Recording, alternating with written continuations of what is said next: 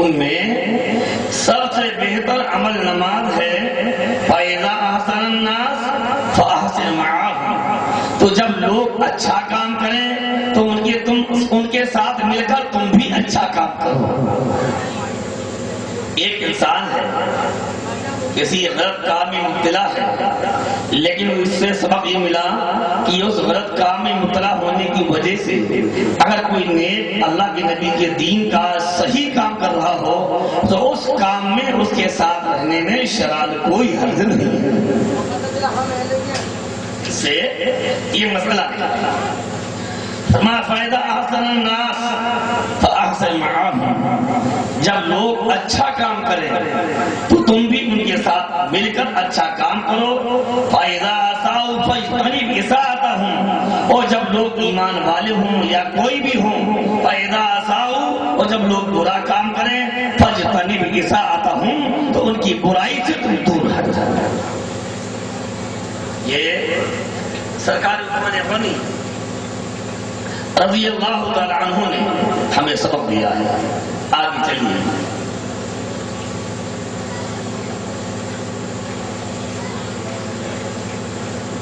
حضرت محمد بن عبا قال لنا انظر عن شعبہ عن ابی الطیار انه سمع انس بن مالک قال قال النبي صلی اللہ علیہ وسلم لأبي ذر اسمع وأطع ولو لحبشي كأنه أصب ذنيبا۔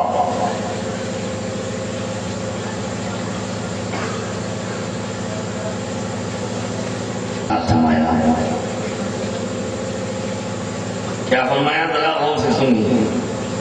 میرے نبی نے ارشاد فرمایا اسمع وأطع ولو لحبشي، اللہ کے نبی کی دین کی بات سنو اور اطاعت فرما برداری غلامی کرو اگرچہ وہ حبشی ہو۔ بات سمجھ آئی؟ یہ مقامات پر مسلمانوں میں جہاں تمام آپ پیدا ہوئے ہیں وہیں بعض مقامات پر مسلمان خاندان اور برادری کی باتیں نکل رہی ہیں۔ اللہ کے نبی یہ فرماتے ہیں جب اللہ کے رسول کی دین کی بات آئے، شریعت کی بات آئے، تو یہ مت دیکھو یہ کون کہہ رہا ہے، یہ کس خاندان کا ہے، سماج میں بہت اونچا ہے یا سماج میں کوئی حیثیت نہیں ہے، کچھ مت دیکھو۔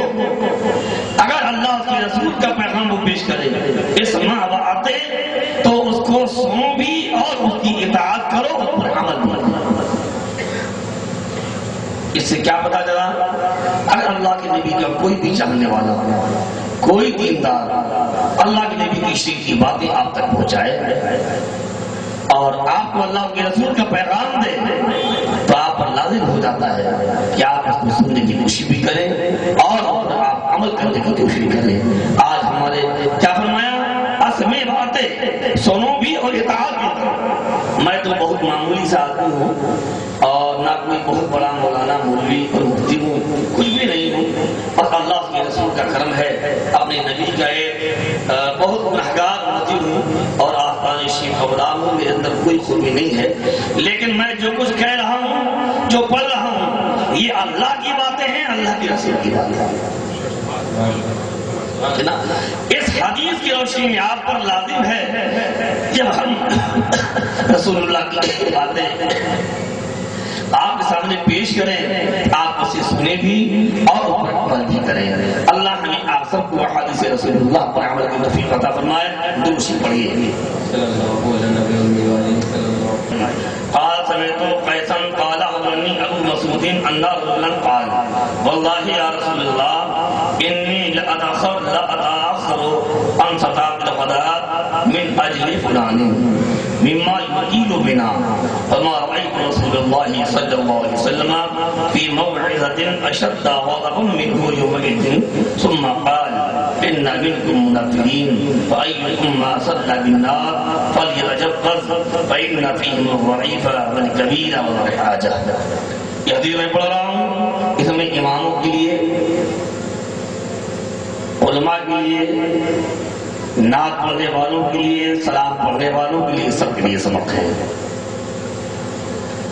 حضرت ابو مسعود رضی اللہ عنہ سرکار کے مقدس صحابی ہیں، انہوں نے خبر دی کہ ایک شخص سرکار کی بارگاہ میں حاضر ہوا، عرض کیا یا رسول اللہ لا تاخروا عن صلاۃ الغداء من اجل فلان، میں فلاں کی وجہ سے یا رسول اللہ کل سے جماعت سے نماز دیں۔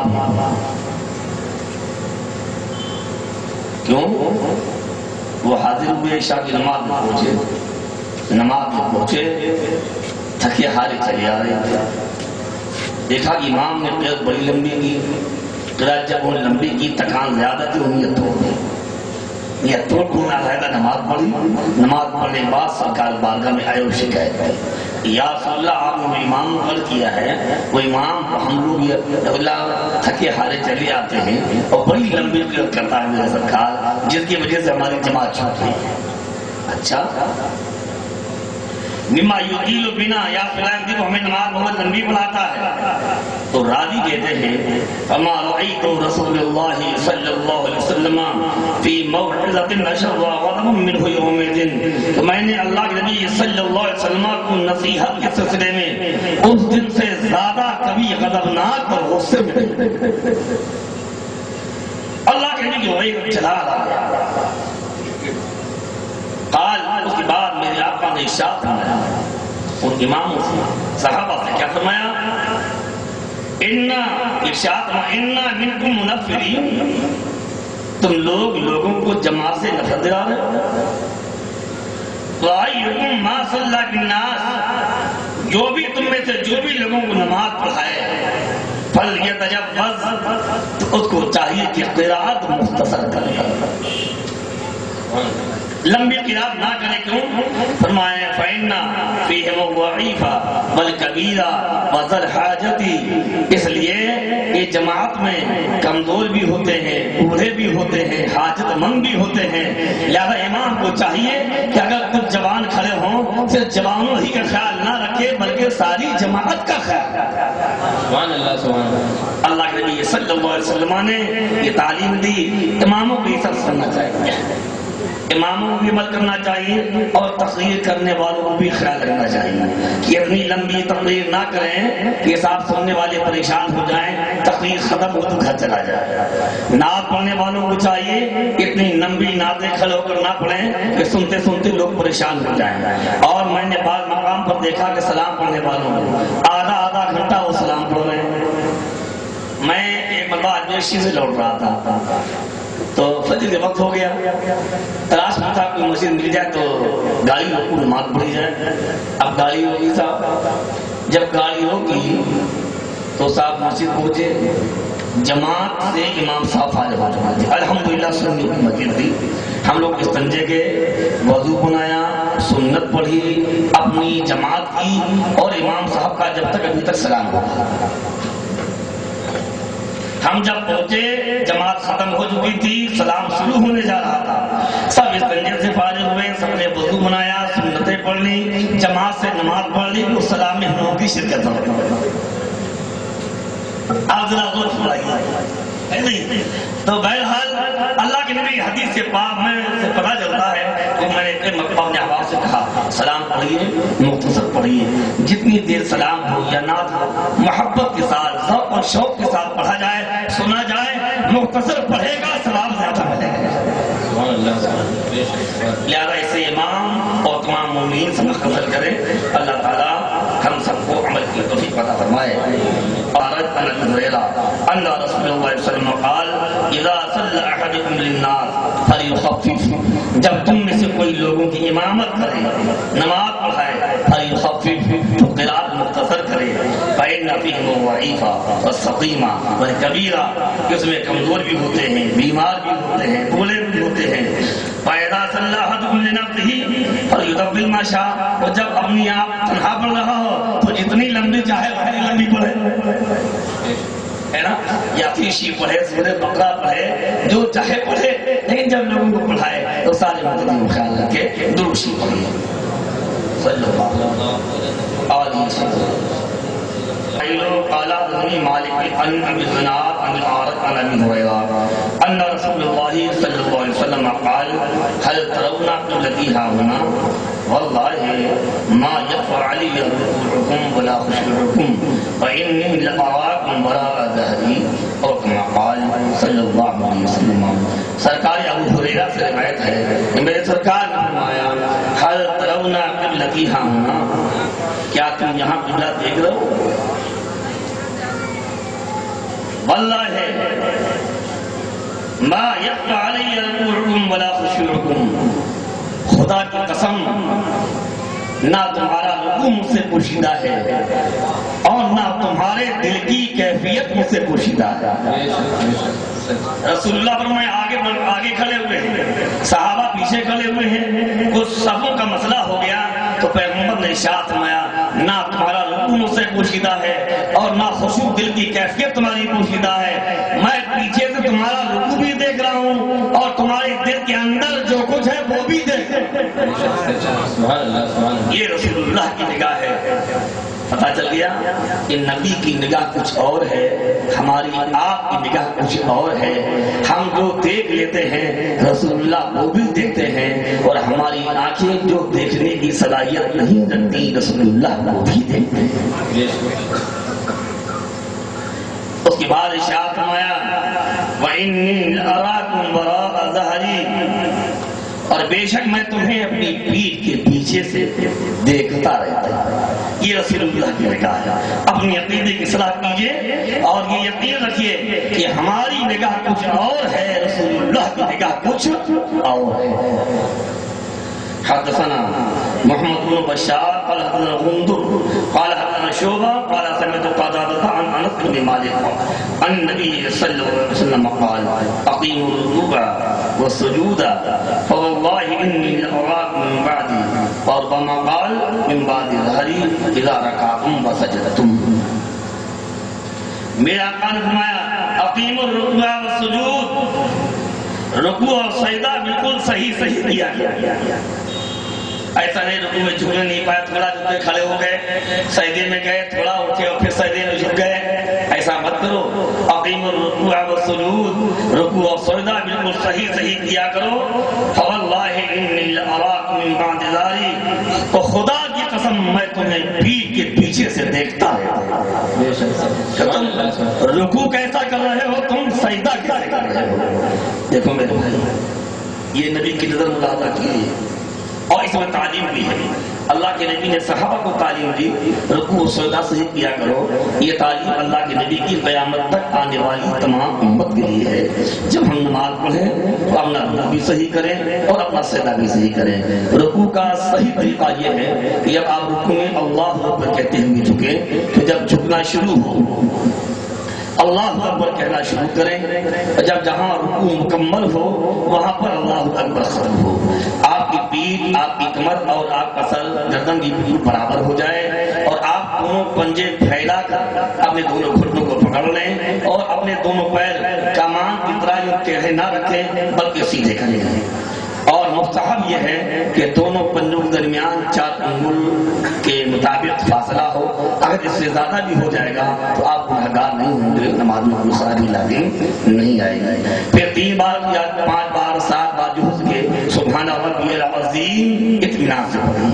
اور یہ مسئلہ سنتے چلیے، سبحان ربی العظیم سبحان ربی العظیم ترجمہ یہ ہے میں پاکی بیان کرتا ہوں اپنی اس رب کی جو عظمت والا ہے، جو عظیم ہے، جو عظمت والا ہے. یہ اللہ ہے جس کو آپ کہتے ہیں تو یہ ذو ہے. اگر کوئی زیر سے پڑھے گا تو معنی فاسد ہو جائیں گے اور یہ پڑھنا حرام ہوگا. اس لیے ہمارے فقہ نے فرمایا کہ جن کے تلفظ صحیح نہ ہوں، اردو دا عربی دا نہ ہوں بلکہ ہندی دا ہوں، اور سبحان ربی العظیم عین اور وہ کے ساتھ میں ادا نہ کرنے پاتے ہوں تو ان کو رکوع میں سبحان ربی العظیم کی جگہ سبحان ربی الکریم پڑھنا چاہیے. یہ مسئلہ آپ اس سے پہلے مجھ سے کیمپ میں آپ نے سنا ہوگا، پھر میں آپ کی تازہ یاد دہانی کروا رہا ہوں.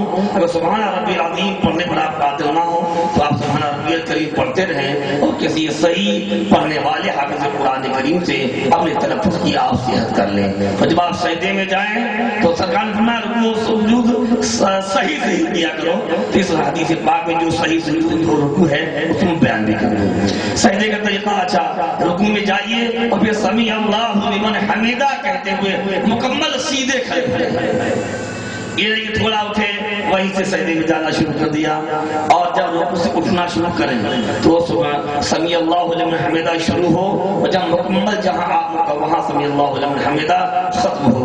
اگر آپ تنہا پڑھ رہے ہیں تو افضل یہ ہے کہ سمیع اللہ لمن حمیدہ اور ربنا ولک الحمد دونوں پڑھ لیں، اور اگر امام کے پیچھے پڑھ رہے ہیں تو امام کہے سمیع اللہ لمن حمیدہ اور آپ پڑھیں ربنا ولک الحمد۔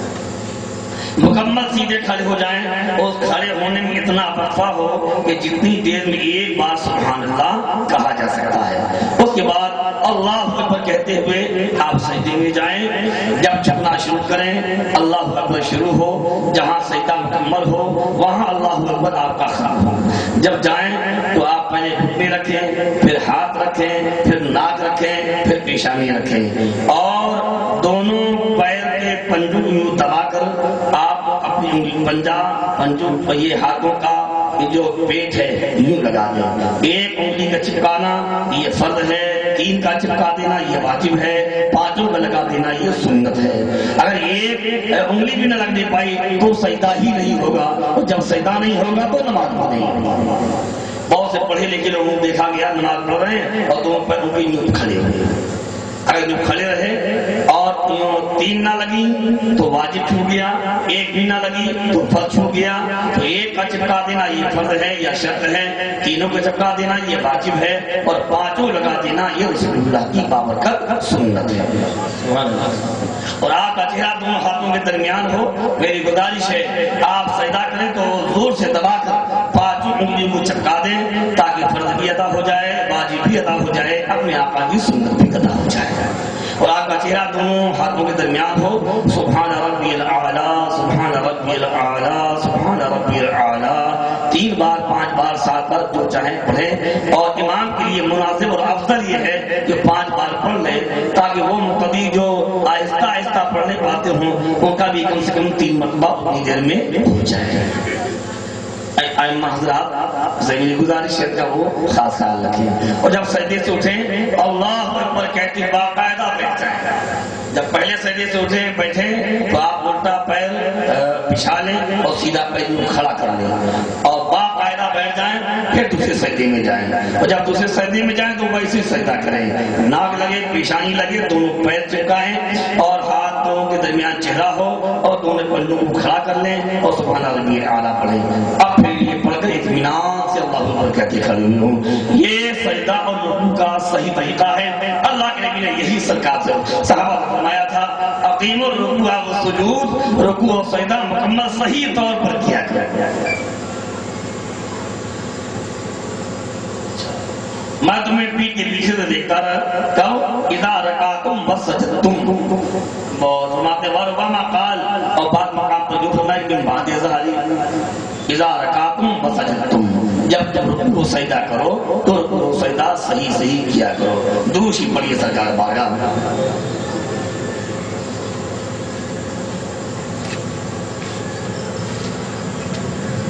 عن عطاء بن يسار عن عبد الله بن عباس قال خسفت الشمس على عهد النبي صلى الله عليه وسلم۔ حضرت عبداللہ بن عباس سے روایت ہے کہ سرکار کے زمانے میں سورج گہر پڑ گیا،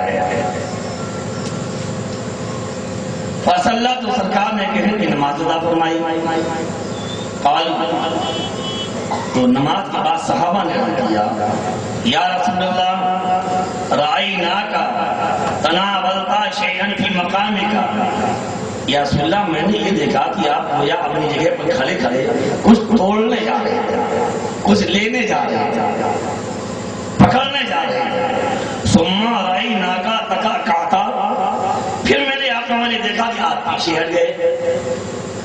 بے سرکار آپ نماز پڑھ گئے، میں نے آپ کو ہاتھ دیکھا کہ آپ ہاتھ مال سے کچھ پکڑنے جا رہے ہیں یا توڑنے جا رہے ہیں، اور پھر سرکار آپ پیچھے ہٹ گئے۔ فقال، تو سرکار نے فرمایا انی رأیت الجنت، میں نے ابھی یہی جنت کو دیکھا۔ دیکھو میرا بھائی کھڑے ہیں رسول اللہ مدینے میں، سبحان اللہ، میں نے ابھی جنت کو دیکھا، منها عنقودا، تو میں اس سے ایک خوشا میں نے توڑنے کا ارادہ کیا. یہ انگور ہے جو بھی پھر میں سے ایک خوشا توڑ لوں. تو کیا پتا چلا توڑنے کو چلے، پتا چلا رسول اللہ درگاہ میں جنت وہی حاصل تھے. اللہ نے جنت کو رسول اللہ کی بارگاہ میں وہی حاصل کیا. اور پھر آگے میں سرکار نے فرمایا وَلَوْ أَخَذْتُمْ، اگر میں اسے توڑ لیتا لَأَكَلْتُمْ مِنْهُ مَا بَقِيَتِ الدُّنْيَا، تو دنیا باقی رہنے تک تم کھاتے رہتے، وہ ختم نہیں ہوتا. سبحان اللہ سبحان اللہ. دیکھو میرے پیارے بھائی، یہ میں تمہیں کہتا ہوں نماز کا تو تذکرہ ہے، اس سے دو چیزیں معلوم ہیں. ایک مجھے کہ جب کسی کوئی مصیبت آئے تو اپنے رب کو یاد کرنا چاہیے، اللہ تعالیٰ کی بارگاہ میں سچ چھپانا چاہیے. حدیث پاک میں ہے اذا حضبه امر فبادر الى الصلاة، اور کما قال کہ جب رسول اللہ کے سامنے کوئی معاملہ درپیش ہوتا تو رسول اللہ نماز کی جانب توجہ فرماتے.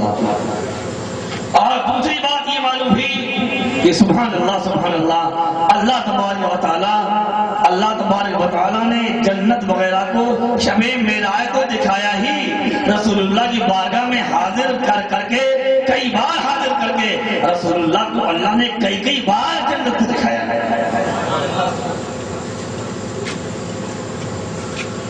حدثنا محمد بن سنان قال حدثنا فليح قال حدثنا هلال بن علي عن انس بن مالك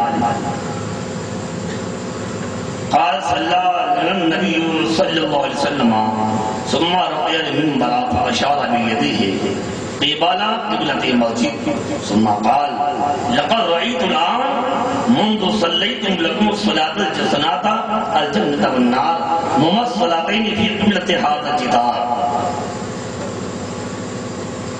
فلم أراك اليوم في الخير والشر ثلاثة.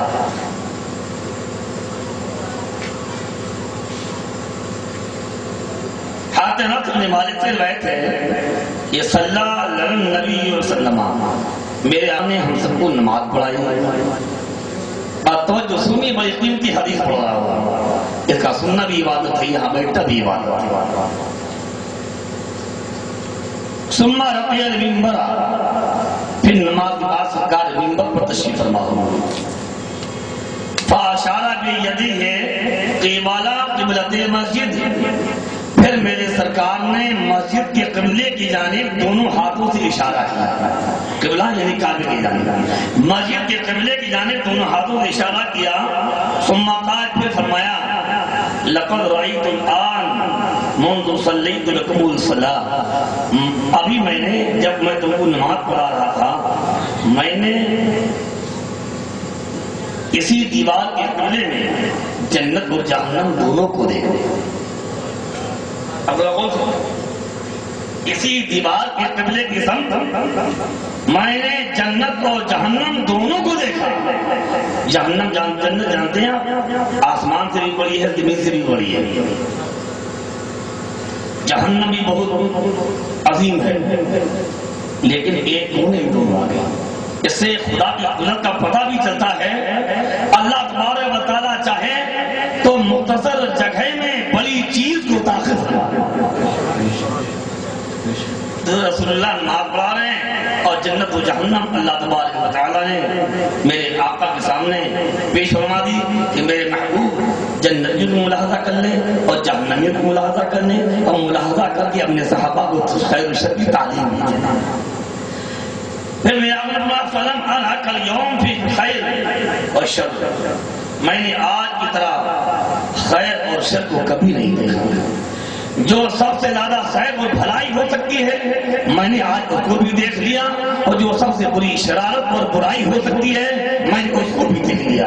کیا مطلب؟ جو خیر کرنے والے تھے وہ جنت کے اعلیٰ مقام میں تھے، اور جو بد کرنے والے تھے وہ جہنم کے کیا ہے بدترین درجے. اس لیے اللہ کے نبی کی تعلیم ہمارے لیے ہے کہ جب ہم دعا مانگیں، دیکھو قرآن نے تعلیم دی تو کیا دعا مانگے؟ اللہم ربنا آتنا فی الدنیا الدنیا حسنۃ وفی الآخرۃ حسنۃ وقنا عذاب النار۔ اے اللہ تو مجھے دنیا میں خیر عطا فرما اور آخرت میں خیر عطا فرما۔ کچھ لوگ یہ دعا کرے اللہ مجھے تو مالدار بنا دے، تو دولت مند دے دے، بڑی عزت سے گزرے، ٹھاٹ سے گزرے، آرام سے گزرے۔ نہیں میرے بھائی، مومن کی ایمان کا تقاضا یہ ہے اللہ تو مجھے دنیا میں بھی خیر عطا فرما، آخرت میں بھی خیر عطا فرما۔ پڑھیے تو شریف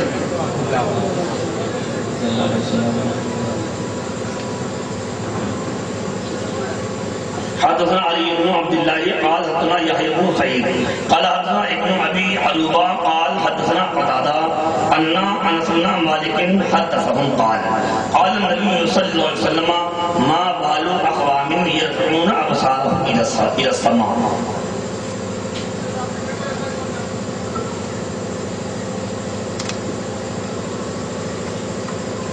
قالوا في ذلك حتى قال لَيَنْتَهُنَّ عَنْ ذَلِكَ أَوْ لَتُخْطَفَنَّ أَبْصَارُهُمْ۔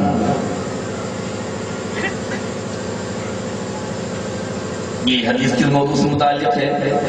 آپ نے دیکھا ہو کبھی کبھی نماز پڑھ رہے ہیں، ادھر تھوڑا سا کنکیوں چھک لیا، ادھر چھک لیا، اور ابتدائی اسلام تھا تو کبھی کبھی لوگ ناواقفیت کی بنیاد پر آسمان کی جانب نگاہوں کو اٹھانے لگتے تھے، تو رسول اللہ نے منع فرمایا، اور سرکار نے فرمایا کہ حضرت سے روایت ہے، سرکار فرمایا ما بالو اقوام، ان قوموں کا کیا حال ہو رہا ہے، یرفعون ابصارهم الى السماء، یہ اپنی نگاہوں کو آسمان کی جانب اٹھا رہے ہیں، فی صلاتهم من نعظم۔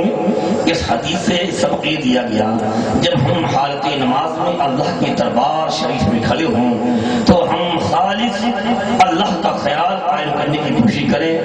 اپنی جب حکم یہ ہے جب نماز میں آپ کھڑے ہوں تو کھڑے ہونے کی حالت میں آپ کی نظر سجدے کی جگہ پر ہو، جب رکوع میں جائیں تو آپ کی رکوع میں جائیں آپ کی نظر اپنے پنجوں پر ہو، جب آپ تحیات میں بیٹھیں آپ کی نظر آپ کی گود میں ہو، جب آپ سجدے میں جائیں تو یا آپ کے اگل بغل اس وقت آپ کی نظر ادھر ہو، اور جب آپ کھڑے ہوں تو یہ تصور کریں کہ ہم اللہ کو دیکھ رہے ہیں، اور یہ صلاحیت نہ ہو تو رسول اللہ نے فرمایا یہ خیال کرو کہ اللہ ہم کو دیکھ رہا ہے۔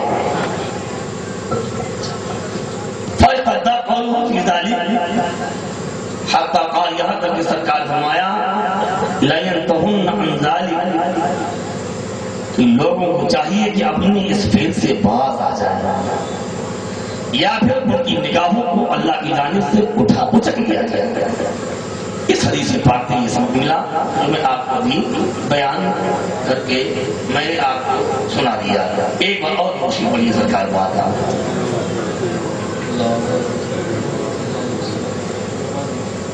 جو لمبی حدیث ہے، ایک آپ اجازت ہے تو سنا، اجازت آپ سب لوگوں کی میرے بھائی۔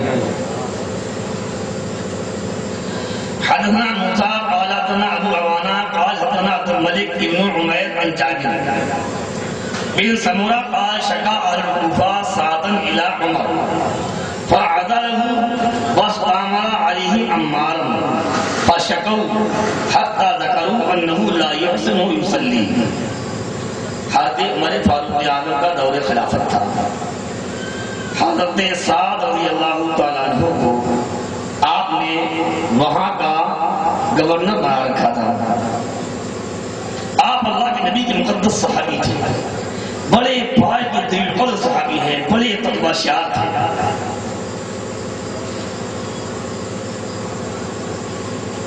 فرماتے ہیں جابر بن سمرہ کہ اہل کوفہ نے حضرت سعد کی حق امت سے شکایت کی، فعذره، آپ نے اس عہدے سے ان کو ہٹا دیا۔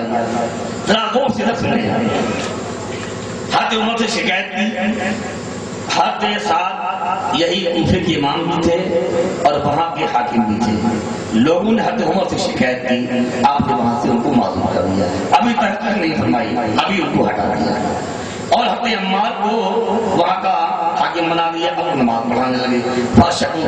اس کے بعد آپ نے تحقیق کی کہ آپ کو شکایت کر رہے ہیں، کیا شکایت ہے؟ فاتو لوگوں نے شکایت کی، یہاں تک یہ ذکر کیا انہو لا یحسن یصلی، کہ کہ وہ ہمیں صحیح طور پر نماز نہیں پڑھاتے. یہ شکایت آپ نے معذور کر دیا. فارسل الیہ فقال یا ابا اسحاق ان هؤلاء يزعمون انك لا تحسن تصلي. تو حضرت عمر فاروق اعظم نے ایک آدمی ان کے پاس بھیج کر حضرت سعد کو اپنے پاس بلایا اور کہا اے ابو اسحاق یہ کنیت ہے حضرت سعد. ابو اسحاق یہ لوگ یہ خیال کر رہے ہیں انک لا تحسن تصلی کہ آپ صحیح طور پر ان کو نماز نہیں پڑھاتے ہیں. قال آپ نے جواب دیا اما انا واللہ فانی کنت اصلی بهم صلاۃ رسول اللہ. خدا کی قسم میں انہیں رسول اللہ کی نماز پڑھاتا. یعنی میرے آقا کی طرح نماز پڑھایا کرتے تھے, میں اسی انداز میں ان کو نماز پڑھاتا ہوں. ما اخرمو انہا, اور میں اس میں کوئی کمی نہیں کرتا. اصلی صلاۃ العشاء فارقدو فی الاولیین, تو میں نے جب عشاء کی نماز پڑھاتا ہوں تو میں عشاء کی نماز میں یہ میں قیام کرتا ہوں. یعنی رسول اللہ عشاء کی نماز میں بہت لمبی نہیں لیکن پھر بھی کچھ طویل فرمایا کرتے تھے. تو رسول اللہ جس طرح پہلی رکعتوں میں قرات کرتے تھے میں ویسے قرات کرتا ہوں. سبحان اللہ. وآخرت میں الأخريين, اور آخر کی دونوں رکعتوں میں مختصر یعنی صرف الحمد پڑھتا ہوں. قال ذلك الظن بك يا ابا اسحاق, اور آپ کے بارے میں خیال تو لوگوں کا یہ کیسا ہے. فارسل معه رجلا او رجال الى الكوفه, لوگوں نے شکایت کی. حضرت سعد کو بلا بلا میں تحقیق کی. حضرت عمر نے حضرت سعد نے اپنی صفائی پیش کی, یہ جھوٹ بول رہے ہیں, اللہ کے نبی کی نماز جیسی تھی میں سنت کے مطابق نماز پڑھاتا تھا. تو حضرت عمر فاروق اعظم نے آپ کے ساتھ ایک شخص کو یا کئی لوگوں کو بھیجا کوفہ. یہ ساتھ کے ساتھ تم کوفہ جاؤ اور مسجدوں میں جا کر یہ تحقیق کرو کہ یہ ساتھ تمہیں نماز صحیح پڑھاتے ہیں یا نہیں پڑھاتے ہیں. دیکھو یہ ہے اسلامی حاکم, یہ ہے اسلامی حاکم, یہ ہے اسلامی فیصلے. جب تک کوئی تصدیق نہ ہو جائے اس وقت تک کسی سزا کا نفاذ کسی پر نہیں ہو سکتا. بھیجا گیا یسألو عنہ اہل کوفہ, کہ ان کے بارے میں اہل کوفہ سے جا کے سوال کریں. ولم یدع مسجدا الا سأل عنہ, تو ہر مسجد میں جا کر سوال کیا. ویثنون علیہ معروفا, تو سب لوگ ان کی بڑی پیاری پیاری تعریفیں کرتے ہیں. یہ ساتھ بڑے تقوی شار ہیں, سنت کے مطابق نماز پڑھتے ہیں, بڑے عادل ہیں. حتی دخل مسجدا لبنی عبس, یہاں تک یہ قبیلہ تھا, قبیلہ بنی عبس, وہ اس کی مسجد میں داخل ہوئے. فقام, اور پوچھا کہ بھائی حضرت صاحب کے بارے میں تمہارا کیا خیال ہے. فقام رجل منہم, تو ان میں سے ایک کھڑا ہوا, اس کا نام تھا اسامہ ابن قتادہ, اس کی کنیت تھی ابو سعدہ.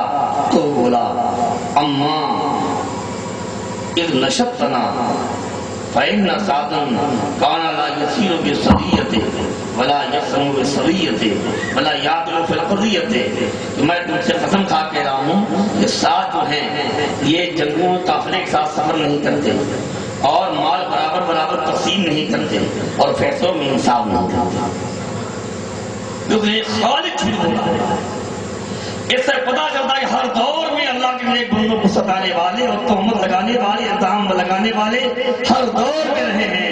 اس لیے اللہ کے نیک بندوں کو جھوٹے الزامات اور تہمت سے کبھی پریشان نہیں ہونا چاہیے اور اللہ کے نبی کے دین پر ہر وقت قائم رہ کر دین کی خدمت کرتے رہنا چاہیے. اچھا قال سعد, اب حضرت سعد کو غصہ آ گیا کہ دیکھو یہ سب کے سامنے جھوٹ بول رہا ہے. اتنا بڑا اللہ, سارے شہر نے گواہی ایک دی, ایک انسان اتنا بڑا جھوٹ بول رہا ہے. سارا شہر کہہ رہا ہے کہ ساتھ ایسے ہیں, ایک انسان اتنا بڑا الزام لگا رہا ہے. اما واللہ لأدعون بثلاث, آپ کا خدا کی قسم میں تمہارے لیے اللہ کی بارگاہ میں 3 دعا کرتا ہوں. اللہم ان کان عبدک ھذا کاذبا قام ریاء وسمتا، اے اللہ اگر یہ تیرا بندہ یہ جھوٹا ہے اور ریا اور دکھاوے کے لیے کھڑا ہو گیا ہے، فاعطی عمر، اس کی اے اللہ اس کی عمر اور لمبی فرما دے، وعدل فقرہ، ساتھ جانتے کون ہو؟ یہ ساتھ کون تھے؟ یہ ساتھ رسول اللہ کے مامون ہیں، یہ ساتھ رسول اللہ کے مامون ہیں۔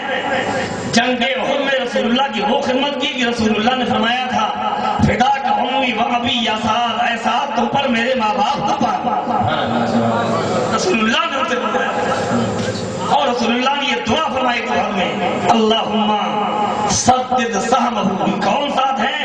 اللہ کی راہ میں سب سے پہلا تیر چلانے والے حضرت ساتھ، اور میرے نبی نے دعا فرمائی تھی جنگ احد میں، اللہم سدد سہمہ واجب دعوتہ، اے اللہ میرے ساتھ کے تیر کا نشانہ صحیح فرما دے اور ان کی دعا کو قبول فرما دے۔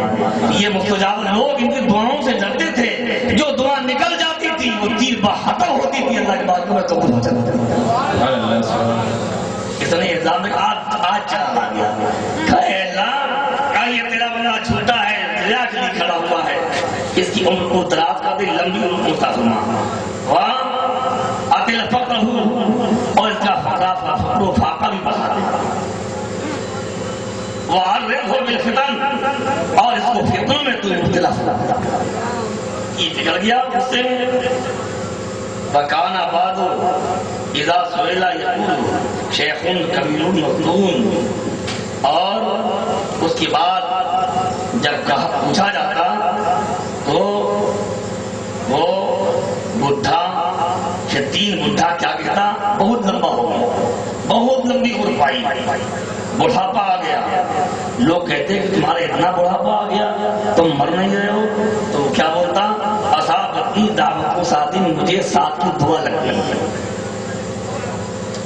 قال عبد الملک، میں نے عبد الملک کو دیکھا، فانا رأیتہ بعد قد سقط حاجبہ علی عینیہ من الکبر، میں نے اس کو دیکھا کہ اس کی پلکیں بڑھاپے سے ڈھلک ڈھلک کر آنکھوں پر گر رہی ہیں، وَإِنَّهُ لَيْعَارَضُ لِجَوَارِحِ طُرُقٍ يَمْرُهُنَّ، اور وہ اتنا پاگل ٹائپ کا ہو گیا، بڈھا تھا، چلتی رہا تھا اور تو چلتا تھا، اور لوگ اس کو پتھر مارتے تھے، گالیاں بکتے تھے، اور سے بہت نالا تھے۔ اس سے پتا کیا چلا کہ اللہ کے نیک بندوں کو کبھی ستانا نہیں چاہیے، اللہ کے نیک بندوں کا دل کبھی دکھانا نہیں چاہیے، کہیں ایسا نہ ہو دل دکھ جائے، زبان سے کوئی نکل جائے تو تمہاری دنیا اور آخرت دونوں برباد ہو جائے۔ ایک یہ سبق ملا اور ایک یہ سبق ملا کہ اللہ کے نیک بندوں پر ظلم اور ان پر تہمت و الزام کا سلسلہ بہت پرانا چلا رہا ہے۔ مخلوق کی ان باتوں سے کبھی پریشان نہیں ہونا چاہیے، اللہ کی رضا کی تلاش میں، دین کی خدمت میں ہمیں اور آپ سب کو لگا رہنا چاہیے۔ سبحان اللہ، ہے نا؟ سبحان اللہ۔ پڑھیے درود شریف۔ صلی اللہ علیہ وسلم۔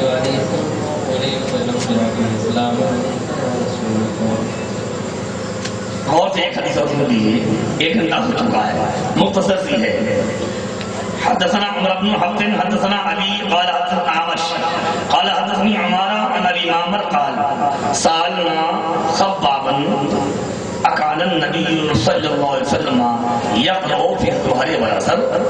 حضرت خباب یہ رسول اللہ کے صحابی ہیں، ان سے ایک صاحب نے سوال کیا کہ نہیں، ہاں، کیا رسول اللہ ظہر و عصر میں قرأت کیا کرتے تھے؟ حضرت ابو معمر سے روایت ہے کہ ہم لوگوں نے خباب سے سوال کیا، سرکار کے صحابی ہیں، سرکار ظہر اور عصر میں قرأت کرتے تھے؟ الحمد کے ساتھ، الحمد یا الحمد کے ساتھ آخر اور سور وغیرہ ملاتے تھے، چونکہ ظہر عصر میں خاموش نماز پڑھی جاتی ہے، آگے امام کھڑا ہوا ہے، رسول اللہ ہی جب ہوتے تھے امامت فرماتے تھے، صحابہ پیچھے کھڑے ہوئے ہیں، اب کیسے پتا چلے رسول اللہ خاموش پڑھ کے رسول اللہ قرأت کر رہے ہیں یا نہیں کر رہے ہیں؟ ہلنے سے ہم نے پہچانا کہ رسول اللہ قرأت فرما رہے ہیں۔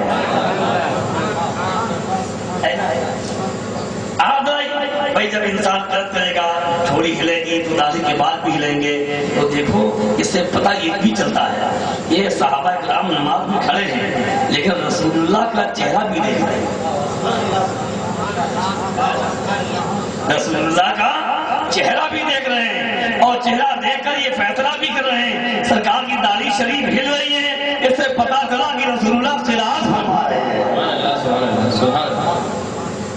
तो मेरे भाई ये बड़ी बड़ी प्यारी प्यारी हदीसें मैं अभी आपको सुना रहा था, मैं सुनाता हूँ मुझे भी सुकून मिलता है। और आप मेरे मोहतरम आप यकीन फरमाइए ये जो दरस हदीस शरीफ हो रहा है अल्लाह की रहमत से ये मेरे ईमान का फैसला है और कुरान और हदीस की रोशनी में फैसला है। ये महफिल अल्लाह के रसूल की बारगाह की बड़ी कीमती बेशक इस्लामी एतबार से बड़ी अजमतों की हामिल है कि सुभान अल्लाह मेरे प्यारे नबी की प्यारी प्यारे प्यारे प्यारे अफ़आल, उनकी सुन्नतें, उनके इरशादात अपने कानों से आप सुनते हैं। इसका सुनना भी इबादत है, यहाँ बैठना भी इबादत है, आना भी इबादत है, इसमें ताउन भी इबादत है, खिदमत करना भी इबादत है।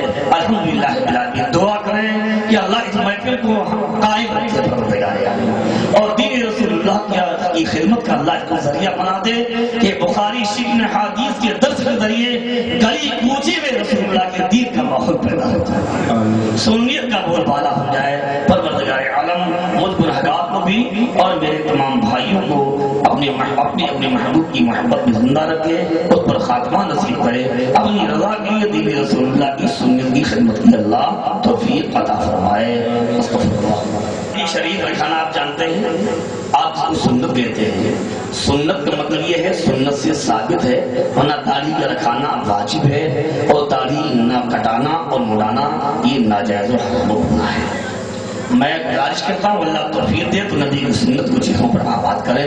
और उसकी मकदार क्या है? एक मुट्ठी, ये नीचे दाएं बाएं चारों तरफ एक मुट्ठी दाढ़ी रखाना ये वाजिब है। इससे कटाकर कम करना ये नाजायज, ऐसा करने वाला फासिक है। अगर इमाम ऐसा करेगा उसको इमाम बनाना जायज नहीं है। शख्स ने मकान किस्तों पर खरीदा कि ये मकान मैंने ले लिया 10 लाख का और 2 लाख रुपया महीना या 3 लाख रुपया साल हम देते रहेंगे। तो ये जितनी किस्तें हैं ये सारी किस्तें आप पर कर दो। ये सारी किस्तें निकालने के बाद अगर आप मालिक के निसाब बच रहे हैं तो ज़कात आप पर फर्ज होगी, और सारी किस्तें मिन्हा करने के बाद अगर मालिक के निसाब नहीं बच रहे हैं तो ज़कात आप पर फर्ज नहीं होगी। और बिला तकल्लुफ आपको मेरे भाई इसमें तकल्लुफ नहीं करना चाहिए। बहुत कीमती महफिल है और सवालात करना और सीखना यह इबादत है। मैं एक रिवायत सुना दूं, आप सुन लीजिए। मेरे नबी के मुक़द्दस सहाबी हैं हज़रत अबू दरदा रज़ियल्लाहु तआला अन्हु। मेरे आका के सहाबी ने फरमाया कि एक दीनी मसला सीखना, गौर से सुनिए, एक दीनी मसला सीखना मुझे 1000 रकात नमाज नफल पढ़ने से ज्यादा पसंदीदा है। इससे आप अंदाज लगाएं। ये हिंदी है, ये बता दें। अब एक सवाल ये है कि आप कर रहे थे, आपने चेहरा धो लिया, हाथ धो लिए, पैर धो लिए और सर का मसा करना आपको याद नहीं रहा, तो सर का मसा चौथाई ये फर्ज है। जब तक चौथाई सर का मसा ना हो जाए आपका वज़ू नहीं होगा। उसके पैर धोने के बाद याद आया तो हाथ तर करके आप मसा कर ले, वज़ू हो जाएगा। देखिए मेरे भाई, ये मसला आमतुल वुजूद है। रमजान का एहतराम ये हर मुसलमान पर फर्ज ऐन है। रमजान की बेअदबी ये हराम है। आज देखा ये जा रहा है कि रमजान का महीना है, हराम हराम सब हराम है। एक साहब ने मुझसे मसला पूछा कि साहब रमजान शरीफ में होटल पे खाना खिलाना जायज है कि नहीं मुसलमान? ये हमारे मुफ्ती अफसर साहब बैठे हुए मुझसे वहाँ बिहार से फोन कर रहे थे कि जाए, मैंने कहा नाजायज। مسلمان کو رمضان شریف کے دن میں اپنے ہوٹل میں بٹھا کے اگر مسافر ہے تو اس کو ہفتے سفر میں روزہ چھوڑنے کی اجازت ہے، لیکن قضا اس پر فرض ہوگی، اور ہٹا کٹا صحیح ہے، کوئی مجبوری نہیں ہے تو روزہ رکھنا اس پر فرض ہے، روزہ چھوڑنا حرام ہے۔ اب اچھا خاصا ہے، ہٹا کٹا ہے، ہوٹل میں کھا رہا ہے کھانا تو یہ حرام کر رہا ہے، اور آپ اس کو کھلا رہے ہیں تو حرام میں آپ تعاون اور مدد کر رہے ہیں۔ لہٰذا دن میں ہوٹل میں مسلمانوں کو چائے پلانا، کھانا کھلانا یہ بھی ناجائز و حرام و گناہ ہے۔ اللہ تعالیٰ اس گناہ سے کھانے والوں کو، کھلانے والوں کو، سب کو اس گناہ سے بچنے کی توفیق عطا فرمائے۔ شریعت کا قانون یہ ہے کہ اگر اسلامی حکومت ہو تو جو لوگ برسر عام سڑکوں پر کھاتے پیتے ہوں، بادشاہ اسلام کو حکم ہے کہ ان کی گردنوں کو مار دو۔ لہذا خدارا اب جو ہو گیا ہو تو توبہ کر لیجیے، آئندہ آنے والے رمضان میں اس کا احترام کیجیے اور اس گناہ سے اپنے آپ کو بچائیں۔ بتایا پھر بتا رہا ہوں کہ دیکھیے ہم اور آپ ہندوستان میں رہتے ہیں اور ہمیں دنیاوی معاملات میں کفار و مشرکین سے بھی ہمارے تعلقات رہتے ہیں۔ تو اگر کسی کافر کا انتقال ہو گیا اور دنیاوی تعلقات نبھانے کے لیے آپ اس کے گھر چلے گئے اور آپ نے خیریت بولی، ارے بھائی پریشان مت ہو، ایک دن سب کو مرنا ہے، تو اس میں کوئی حرج نہیں ہے۔ ہاں اس کے کریا کرم میں شریک ہونا اس کی اجازت ہے، اور اس کے ساتھ جنازے میں جانا اس کی اجازت نہیں ہے۔ کوئی اجازت نہیں ہے کہ یہ کافروں کے مجمع پر اللہ کی لعنت ہوتی ہے اور اس میں شریک ہونا گویا اپنے آپ کو اللہ کی لعنت میں شریک کرنا ہے، اس لیے اس مجمع میں جا کر شریک نہیں ہونا چاہیے۔ جہت نماز سمجھ گیا؟ قبلہ کا معنی کیا ہے؟ سمت نماز، نماز جس سمت پڑھی جائے اس کو کہتے ہیں شریعت میں قبلہ، سمجھ گیا؟ تو قبلہ اور کعبہ میں یہ فرق ہے کہ ایک وقت ایسا تھا کہ کعبہ تھا لیکن قبلہ نہیں تھا۔ مثلا جب بیت المقدس کی طرف منہ کر کے نماز پڑھی جاتی تھی تو کعبہ تو تھا لیکن یہ کعبہ قبلہ نہیں تھا، قبلہ بیت المقدس تھا۔ اور جب حکم ہو گیا کہ کعبے کی طرف منہ کر کے نماز پڑھو، اب کعبہ قبلہ بھی ہو گیا۔ یہ مطلب سمجھ گیا؟ کچھ لوگ یہ سمجھتے ہیں کہ کہتے ہیں کعبہ ادھر ہے اور قبلہ ادھر ہے نا، ایسا بھی مطلب نہیں ہے۔ آپ سمجھ گیا؟ قبلے کے معنی آتے ہیں سمت، یعنی سمت نماز، جہت نماز۔ ٹھیک ہے، سمجھ گئے؟ جو مؤذن کہتا جائے آپ بھی وہی کہتے جائیے، سمجھ گیا؟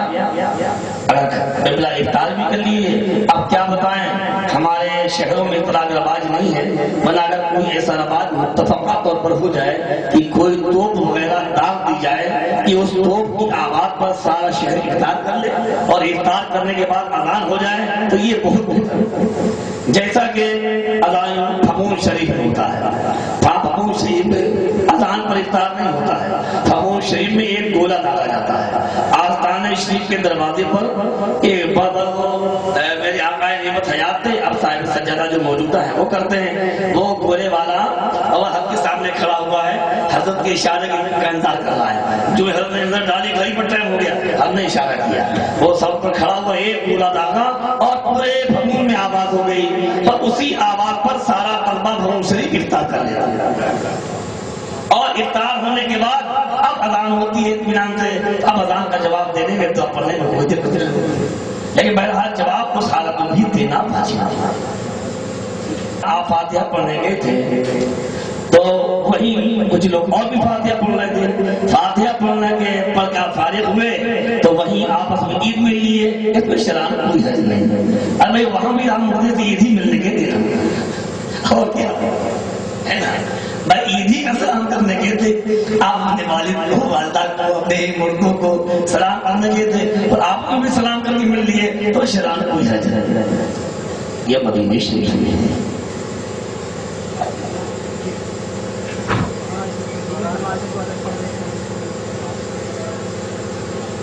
اچھا، مسئلہ یہ پوچھا گیا کہ آپ دوسری نمازیں تو آپ پڑھ لیتے الگ الگ، جمعے کے دن آپ کیا کریں؟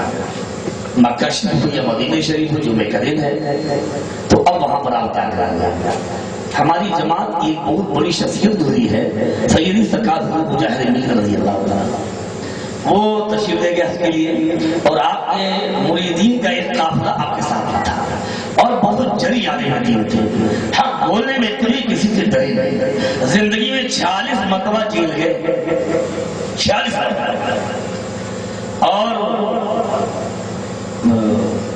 آپ الہ آباد میں تشریف فرماتے ہیں، اندرا گاندھی ملاقات کے لیے آئی، آپ ایک لگائے یوں بیٹھے تھے تو یوں نہیں، الحمدللہ اس طرح سے کیا، اور بہت آپ یقین کی اکابر کے درمیان میرے دل میں ان کی بہت عظمت ہے، ساری زندگی رسول اللہ کے دین میں وقف، ساری زندگی، پوری زندگی، یہ سمجھ لیجیے کہ ایک مناظرے میں، دو بندیوں کے مناظرے میں جا رہے تھے، کتابیں سب تیار کی گئیں اور سب کتابیں رشے بلاد دی گئی، چل پڑے، خبر آ گئی بیوی کے انتقال، میں آپ سے کہتا ہوں کون ہوگا میرے بھائی تو، اور اس مناظرے کے صدر بھی آپ ہی، اب پریشان کیا کروں، کہا کہ اگر میں مناظرے میں نہیں جاتا ہوں تو بندی مذاق اڑائیں گے کہ دیکھو سنی مناظر بھاگے، تو آپ نے فرمایا کہ بیوی کو غسل کر کے نماز جنازہ پڑھ کے دفن کر دیا جائے، مناظرے سے واپس آنے کے بعد قبر پہ فاتحہ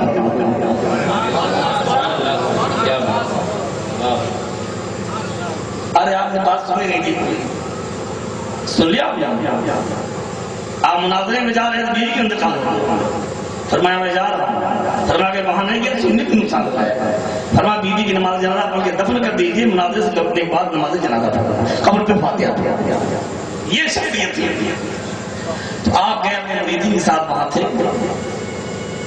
تو مفتی شہر الہ آباد قاری محمود حسین صاحب وہ میرے استاد بھی ہیں، میں 5-6 سال ان کے دور افتاح میں فتوے لکھتا رہا، اگر 5-6 سال تک ان کے سارے فتوے میں ہی لکھتا تھا، الحمدللہ مجھے بہت چاہتے تھے، وہ بھی بہت متقی پرہیزگار انسان ہے، وہ بھی ساتھ میں تھے، تو ان کی نماز جمعہ ختم ہوئی اور حضرت نے اپنے 15 جتنے مریدین سب کو بٹھایا اور کھڑے ہو کر دونوں خطبے پڑھے، اور دونوں خطبے پڑھنے کے بعد اپنے مریدین کو جمعے کی نماز علیحدہ پڑھایا،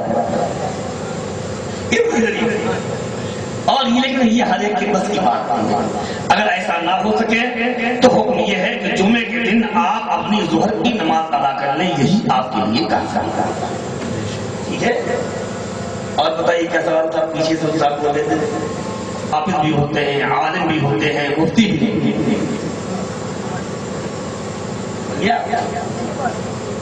حافظ بھی ہوتے ہیں، عالم بھی ہوتے ہیں، مفتی بھی ہوتے ہیں، جی انسان دونوں چیز میں قرآن فرمائے نا، وما خلقت الجن والانس الا لیعبدون، میں نے جنوں انسانوں دونوں کو اپنی عبادت کے لیے پیدا کیا،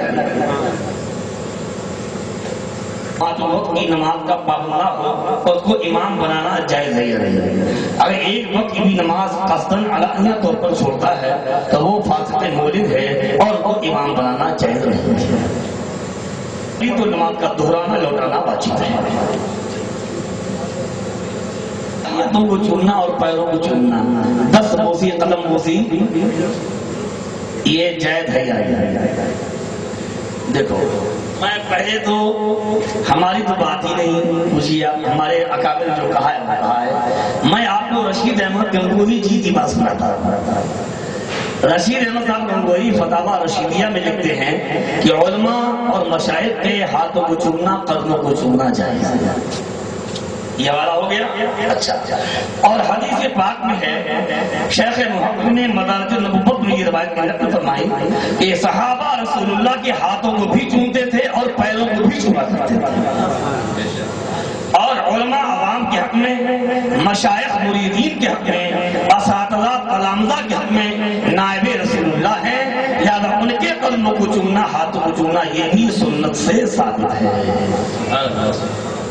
ہو جائے 10 بے نمازی اکٹھا ہو گئے تو سارے فاسق ہیں، اپنی علیحدہ نماز، مثلا 10 داڑھی بنانے والے اکٹھا ہو گئے اور ایک داڑھی والا نہیں ہے تو شریعت حکم یہ سب اپنی علیحدہ نماز، عید کو یعنی عورتوں کو عید کی نماز جماعت کے ساتھ پڑھنا چاہیے نہیں، نہ عورتوں کے لیے عید کا حکم ہے، نہ ہی بقرعید کا، نہ ہی جمعے کا، اور جماعت ان کے لیے منسوخ ہے، لہذا عورتوں کو عید اور بقرعید کی نماز کا حکم نہیں ہے، نہ جمعے کا، لہذا جو 5 وقتہ نماز ہے بس یہی عورتوں کو اپنی طرح پڑھنا چاہیے بس۔ تم نے اس کا 5 سال پوچھے رمضان سے پہلے اب تو گزر گیا اور یہ سب لوگ بھول جائیں گے. آج ایک فیشن کا چل گیا ہے کہ صاحب آپ دعوت کا افطار کرا رہے ہیں تو نیتا جی منتری جی سنتری جی فلاں سنگھ اور فلاں یادو چلے آ رہے ہیں. اے میرے بھائی آپ کیوں بلاتے ہیں؟ آپ لوگ دعوت کیجیے، یہ کتنا آپ سوئیاں بلائیے اور سارے منتریوں کو سارے نیتاؤں کو بلائیے، لیکن افطار یہ خالص ہماری ایک عبادت کی چیز ہے، اس میں آپ کو روزے داروں کو دعوت دینا چاہیے، کافروں کو افطار میں بلانے کی کوئی ضرورت نہیں ہے. اور نہ ہی میں کہتا ہوں کہ گھر جانے کی ضرورت ہے. آپ کا روزہ عبادت ہے، بڑی قیمتی عبادت ہے. رزق حلال پر ایمان والوں کی رزق پر افطار کیجیے، کافروں کے یہاں جانے سے اپنے آپ کو ہر طرح بچانے کی کوشش کیجیے. پڑھ رہا تھا، امام کے پیچھے کھڑا ہوا تھا اور اچانک وہ بے وضو ہو گیا، اس کا وضو ٹوٹ گیا. تو وہ کیا کرے؟ اس کے لیے حکم یہ ہے کہ ایک ہاتھ میں ناک بند کر کے اور وہ پیچھے سے نکل آئے، اپنی جگہ پیچھے والے کو اپنی جگہ کھڑا کر دے، اس کو اسی جگہ جو باہر نکل آئے اور نکل آنے کے بعد میں وضو بنا لے اور وضو بنا کے بعد پھر امام کے ساتھ وہ شریک ہو جائے. اگر چھوٹی ہوئی نماز وہ پڑھ کے شریک ہو سکتا ہو تو اس طرح شریک ہو جائے، اور اگر چھوٹی ہوئی نماز سلام کے بعد پڑھے گا تبھی نماز ہو جائے گا. دیکھیے طواف ایک ہے طواف زیارت، طواف تعظیمی، اور ایک ہے طواف برکت. طواف تعظیمی تعظیم کی بنیاد پر تعظیم کے لیے طواف کرنا، یہ طواف کعبہ معظمہ کے ساتھ خاص ہے، کعبے کے علاوہ اور کسی کا طواف تعظیمی جائز نہیں ہے. رہے طواف برکت تو عوام کو یہ بھی مزارات کا کرنے کی اجازت نہیں ہے. آپ کچھ نیت کریں گے، عوام اس کو کچھ سمجھے گی، لہذا مزارات وغیرہ کا طواف نہیں کرنا چاہیے. وہ جانور پھر رہا ہو، کسی کی ملکیت ہے، چاہے وہ گائے ہو چاہے بھینس ہو یا کوئی بھی ہو، کسی کا بھی جانور اس کی اجازت بغیر کاٹ کر کھانا یہ حرام اجازت صاحب ہیں اور وہ پانچوں کو نماز پڑھاتے ہیں، ذرا سا ٹھیکہ رکھا ہے داڑھی کا، ان کے پیچھے نماز ہوئی یا نہیں. ہرگز ان کو امام نہیں بنایا جا سکتا. نماز پڑھیں گے تو نماز مکروہ تحریر ہوگی، نماز کا لوٹانا دہرانا واجب ہوگا. جب تک وہ توبہ کر کے داڑھی پوری نہ کر لیں ان کو امام نہ بنایا جائے. یہ عربی کے لفظ ہے اور پیغمبر کی اردو پیغمبر کا صحیح لفظ کیا ہے؟ پیغامبر، اللہ کا پیغام لانے والا. اور نبی بھی کہتے ہیں کہ جس کو اللہ نے کیا ہے اپنے بندوں کی ہدایت کے لیے بھیجا ہے نا، اپنی شریعت اس کو نبی کہتے ہیں. یہ سجدے کی حقیقت میں داخل ہے، اور ناک کی ہڈی کا یہ نرم ہڈی کو دبا کے یہ لگا دینا یہ واجب ہے. اگر ناک کی نوک لگی رہی ہے یا ناک اٹھی رہی تو واجب چھوٹنے کی وجہ سے آپ کی نماز مکمل نہیں ہوتی. اور جو لوگ سنی صحیح عقیدہ تحریک اور امامہ جیسی سنت کا مذاق اڑاتے ہوں، ایسے لوگوں کی شرم کیا ہوتا ہے. ایسے لوگ اللہ کی بارگاہ میں بدترین مجرم ہیں. یہ امامہ شریف رسول اللہ کی سنت ہے اور سنت کا مذاق اڑانا یہ کفر ہے. دیکھیے یہ کھانا بسم اللہ پڑھ کے کھانا سنت ہے، پیالہ صاف کر دینا بھی سنت ہے، پیالہ چاٹ لینا بھی سنت ہے، اور انگلی کو چاٹ لینا یہ بھی سنت ہے. فقہائے کرام فتاوی کتابوں میں لکھتے ہیں انگلی چاٹنا سنت ہے. کوئی چاٹے گا تو سنت کا ثواب ملے گا، نہیں چاٹے گا تو گناہ گار نہیں ہوگا. لیکن انگلی چاٹنے کا اگر کوئی مذاق اڑائے گا تو کافر ہوگا. کیوں؟ یہ نبی کی سنت کا مذاق اڑا رہا ہے. تو میاں میری بہت ادب سے گزارش ہوتا رہا، ایسی حرکتیں مت کیجیے کہ آپ جان بھی نہ پائیں اور آپ کا ایمان آپ کے ہاتھوں سے چلا جائے. نبی کی ہر سنت کے احترام کیجیے. یہ امامہ رسول اللہ کی اتنی بابرکت سنت ہے کہ میرے نبی نے فرمایا امام باقر نماز پڑھنے سے نماز کا 70 گنا ثواب بڑھ جاتا ہے. اور میرے سرکار جب گھر سے باہر نکلتے تھے اپنے دولت خانے سے تو سرکار کی یہ کیفیت مبارکہ ہوتی تھی کہ امامہ شریف سرکار کے سر عقل پر ہوتا، چادر شریف سرکار کے کاندھے پر ہوتی، عصائے مبارک سرکار کے نورانی ہاتھ میں ہوتا. اس شان سے رسول اللہ باہر تشریف لاتے. اللہ ہمیں سنتوں کے احترام کی توفیق عطا فرمائے. ہر اختلاف انتشار اور بیجا باتوں سے اللہ ہماری آپ سب کی حفاظت کرے۔ آمین۔ آپ سب جانتے ہیں، دیکھیے میرا جلال یا نبی سلام علیہ کا کہتے ہیں، الصلاۃ والسلام علیک یا رسول اللہ پڑھتے ہیں، اور سے آدم کی منقبتیں پڑھتے ہیں، غریب نواز کی شان یا اشعار پڑھتے ہیں، فاتحہ کرتے ہیں، مراسم اہل سنت کے قائم ہیں، یا رسول اللہ یا رسول اللہ قدم قدم پر کہا کرتے ہیں۔ یہ سب اپنی ہی جماعت کے لوگ ہیں، سنی جماعت کے لوگ ہیں، بلا وجہ شرعی، بلا ثبوت شرعی کسی کے بارے میں بدگمانی کرنا یہ بھی صحیح نہیں ہے، لہذا ان کو اپنی جماعت ہی مانیے، آپس میں اختلاف پیدا کرنا مت کیجیے اور اپنی جماعت کو نقصان مت پہنچائیے۔ کوئی نماز پڑھ رہا تھا اور نماز پڑھتے میں اس کی ٹوپی گر گئی تو کیا کرے؟ ہماری فقہ نے سارے مسائل کو بالکل واضح کر دیا ہے، ان کا ہم پر بڑا احسان ہے۔ فقہ فرماتے ہیں کہ آپ نماز پڑھ رہے ٹوپی گر جائے، اگر مختصر سے ہلکے سے انداز میں اگر آپ ٹوپی اٹھا کے لگا سکتے تو لگا دیجیے، عمل کثیر نہ پڑھنا پڑے کہ تین بار ہاتھ اٹھائیں اور پڑھائیں تو نماز فاسد ہو جائے گی، اور اس کے بغیر اگر آپ نے اٹھا کے رکھ دی، اثر لگایا اور ہاتھ سے بڑھا لی تو اس کو اٹھانے کی اجازت ہے۔ کا ٹائم کیا ہے؟ کچھ لوگ کہتے ہیں ظہر میں اثر کے اثر میں، ایسا کچھ نہیں ہے۔ 3 ٹائم سورج نکلتے وقت جب تک نکل کے 20 منٹ نہ ہو جائیں، اور جب سورج بالکل بیچوں بیچ ہو جب تک یہ ڈھل نہ جائے، اور سورج ڈوبنے سے 20 منٹ پہلے سے، یعنی سورج نکلتے وقت، ڈوبتے وقت اور دل نہانے شرعی، ان 3 وقتوں میں فرض، قضا، ادا، نفل و سنت واجب کوئی نماز جائز نہیں ہے، اور ان 3 وقتوں کے سوا ہر وقت قضا نماز پڑھی جا سکتی ہے۔ اللہ کے نبی نے فرمایا قبر پر پیر رکھنے سے بہتر سمجھتا ہوں کہ آگ پر پیر رکھ دوں، کسی مومن کی قبر پر پیر نہ رکھے۔ اس لیے فقہ نے فرمایا کہ پرانے قبرستان میں نیا راستہ نکالنا یہ جائز نہیں ہے، تاکہ مومنین کی قبروں کی بے ادبی اور بے حرمتی نہ ہونے پائے۔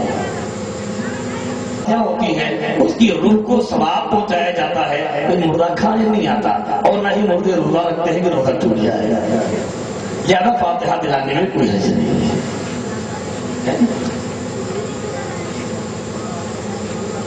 جائز نہیں ہے، اس سے گوشت میں اور بھی مزہ آئے گا۔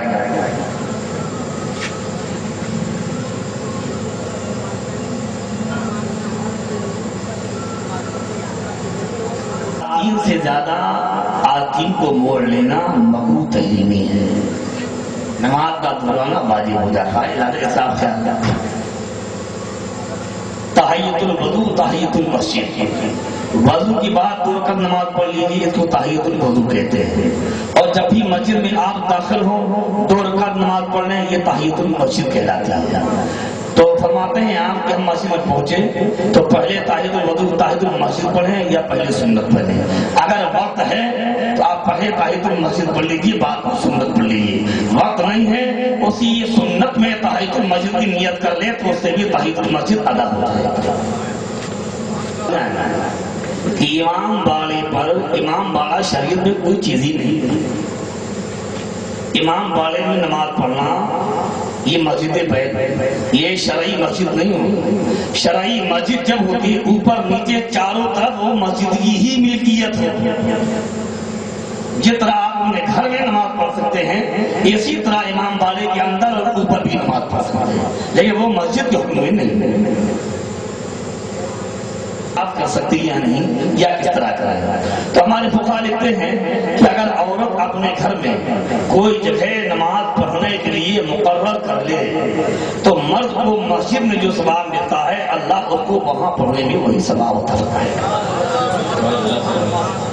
اور جو گھر میں جو جگہ مقرر کر لی نماز کے لیے، عورت 10 دن کا اعتکاف اسی جگہ کر سکتی ہے کہ جب وہیں نماز پڑھے، وہیں رہے، وہیں لے کے، وہیں سوئے، وہیں کھائے، وہیں پیے، صرف استنجے وغیرہ کی حاجت سے استنجے جائے اور پھر کیا ہے اسی جگہ پر پھر آ جائے، یہ اس طرح وہ اعتکاف کر سکتا۔ یا پہلے سے مقرر نہیں تھی لیکن اس نے اعتکاف کے دنوں میں ایک جگہ عبادت کے لیے مقرر کر لی، تب بھی اس جگہ وہ اعتکاف کر سکتا۔ کی نماز پڑھنا چاہیے یا نہیں؟ مسئلہ شریعت کا یہ ہے جہاں جمعہ فرض ہے وہیں عید بقرعید کی نماز واجب ہے، جہاں جمعہ فرض نہیں وہاں عید بقرعید کی نماز واجب نہیں۔ لہذا وہ چھوٹے چھوٹی دیہات جہاں 10 5 5 15 مکان ہوں وہاں عید بقرعید کی نماز قائم کرنا جائز نہیں ہے۔ ہاں بڑی بستی ہے، اگر مسجد میں سارے مسلمان اکٹھا ہو جائیں تو نہ سما سکیں تو روایت نادرہ جو امام ابی یوسف سے ہے ان کے مذہب کے مطابق وہاں جمعہ بھی صحیح ہے، اور جب جمعہ صحیح ہے تو پھر عید بقرعید کی نماز وہاں پر صحیح ہے۔ کیا ہے اور سلام کسے کرنا چاہیے کسے نہیں کرنا چاہیے؟ سلام کا سنت طریقہ یہ ہے کہ السلام علیکم کہنا چاہیے۔ سلام علیکم کہتے السلام علیکم، عجیب عجیب باتیں ہیں، کیا طریقہ؟ السلام علیکم، اور بہتر کیا ہے؟ السلام علیکم ورحمۃ اللہ وبرکاتہ، یہ مکمل کر لیں تو اور زیادہ بہتر ہے۔ اور اگر آپ نے ایسا کیا کہ جا رہے ہیں منظر آیا کر دیا، اشارے سے سلام کر لیا اور زبان سے نہ کہا تو سلام کی سنت ادا نہیں ہوگی۔ ہاں اگر آپ نے زبان سے السلام علیکم کہا اور ساتھ ساتھ ہاتھ سے اشارہ بھی کر دیا تو پھر کوئی حرج نہیں ہے۔ سلام نہ چھوٹے بڑے کی قید ہے اور نہ کسی مالدار غریب کی قید ہے۔ حدیث پاک میں جو رسول اللہ گزرتے تھے تو چھوٹوں کو بڑوں کو سب کو سلام کر دیا کرتے تھے، اور بہتر یہ ہے کہ چھوٹوں کو اپنے بڑوں سے سلام کرنے میں پہل کرنا چاہیے، اور سلام صرف اسی کو کرنا چاہیے جو کھڑے ہو کر رسول اللہ پر سلام پڑھنے کا کام ہے نا، اور جو نبی پر کھڑے ہو کر سلام پڑھنے کو ناجائز کہے نہ پڑھتا ہو اس کو کبھی سلام نہیں کرنا چاہیے۔